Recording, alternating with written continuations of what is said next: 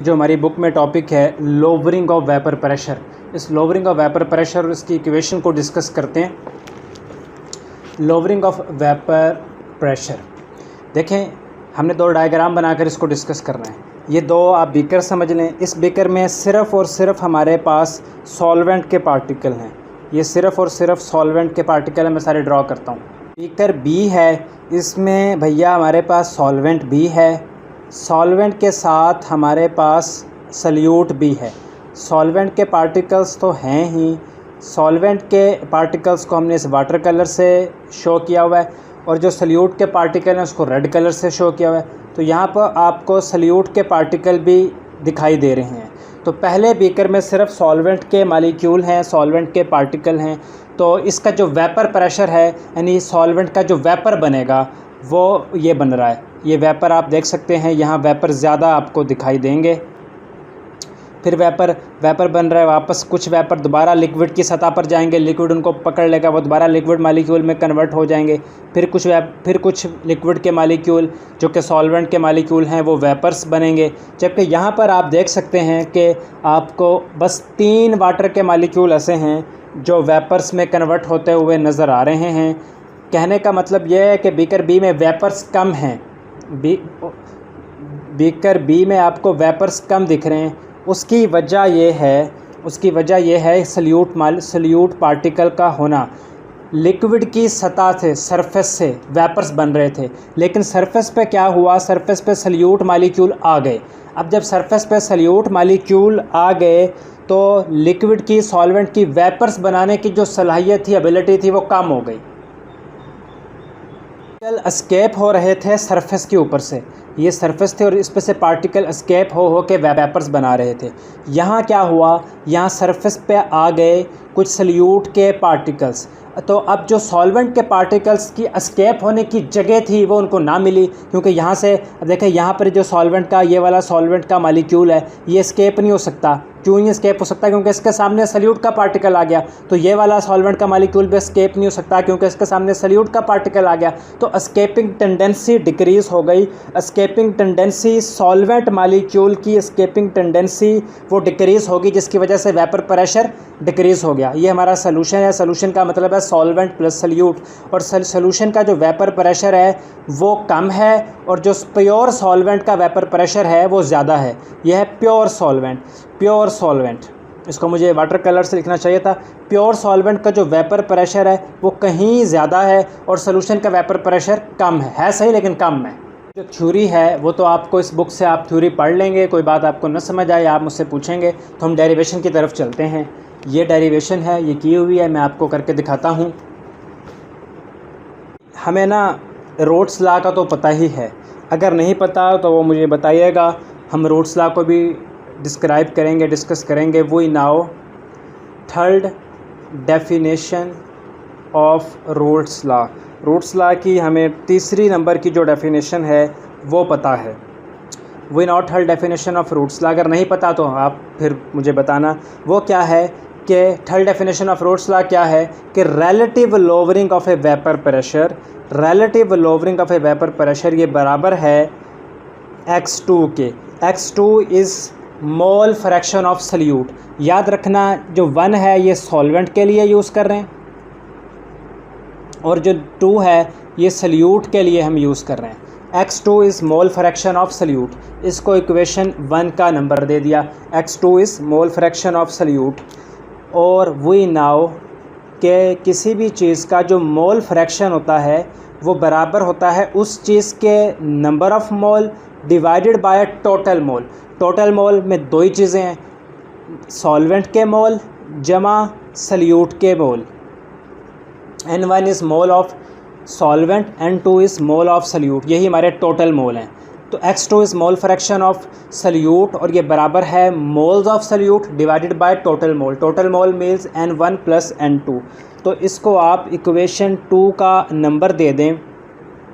तो अब इक्वेशन 1 में इस x2 की जगह पे इक्वेशन 2 से x2 की वैल्यू पुट कर सकते हैं। तो लिखें put x2 from equation 2 in equation 1, इस इक्वेशन 1 में इसको पुट करें तो इक्वेशन 1 की शेप क्या बनेगी, del P over P naught is equal to x2 की जगह पे इक्वेशन 2 से उसकी वैल्यू जो कि n2 over n1 plus n2 है, इसको हमने पुट कर दिया।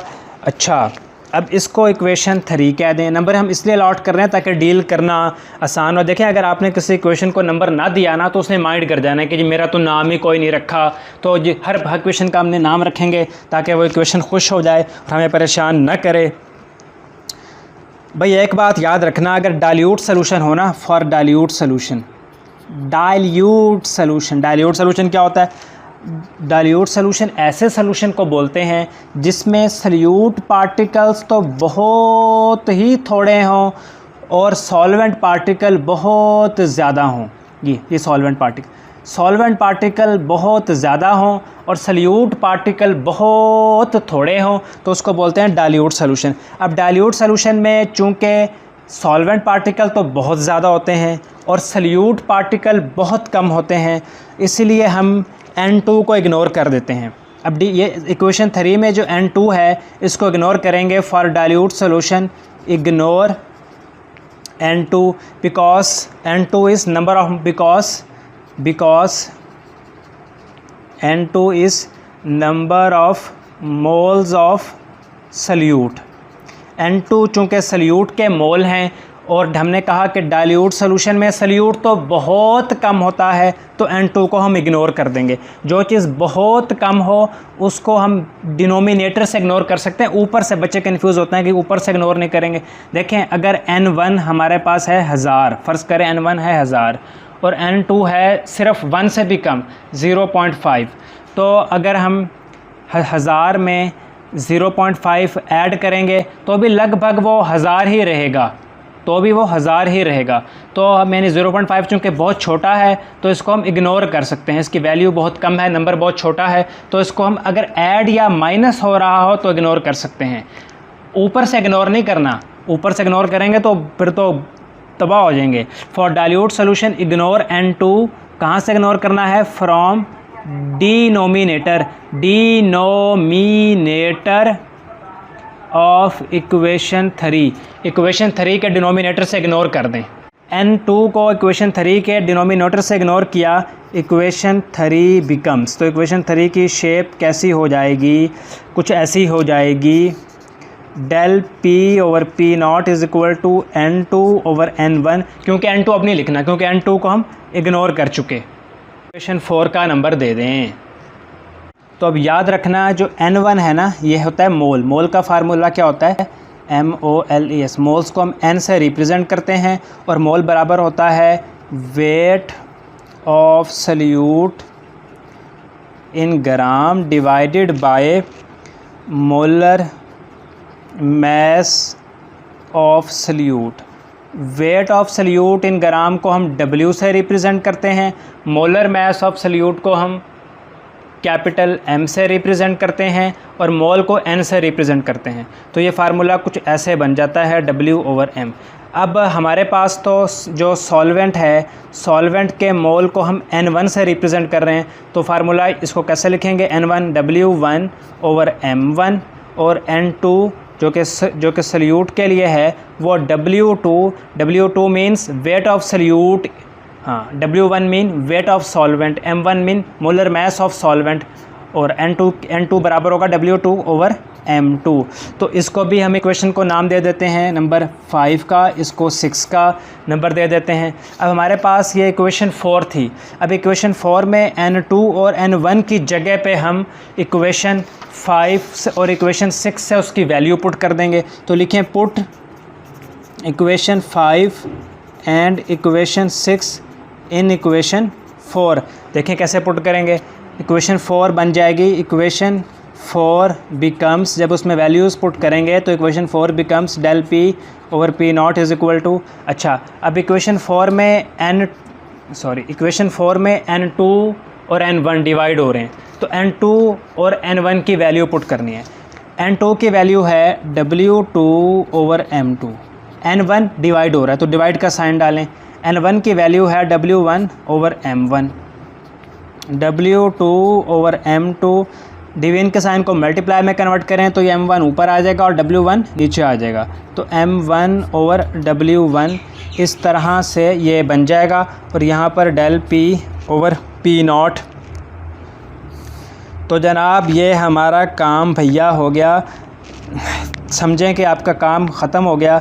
और जो ये वाली हमारे पास इक्वेशन बन गई, ये बड़े काम की इक्वेशन बन गई। अब इस इक्वेशन से हमने क्या करना है, इस m2 को अलग करना है। ये करें, इसको अलग करने के लिए सिंपली ये करें कि m2 को इधर ले जाएं।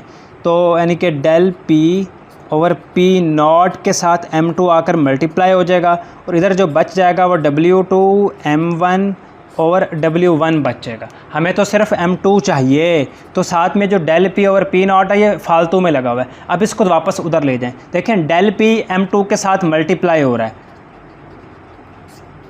ये वाला डेल p m2 के साथ मल्टीप्लाई हो रहा है, उधर जाकर ये क्या हो जाएगा, डिवीजन में आ जाएगा।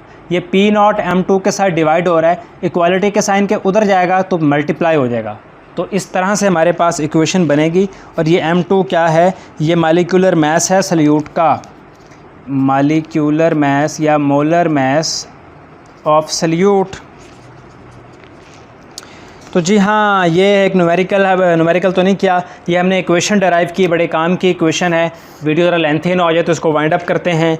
आपका फीडबैक का मुझे इंतज़ार रहेगा। अपना बहुत सा ख्याल रखिएगा। अल्लाह हाफिज़।